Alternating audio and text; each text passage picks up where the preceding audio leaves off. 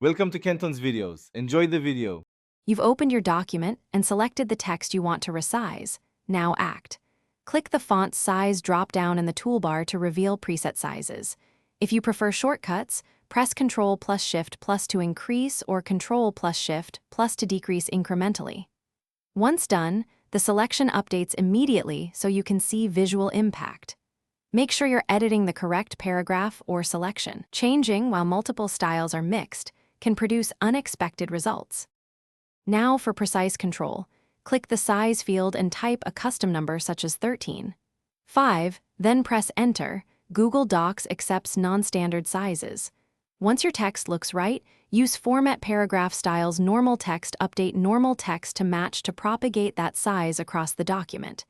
This makes future typing consistent.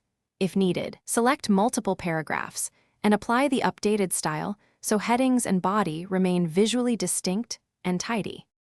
Finish by confirming the change.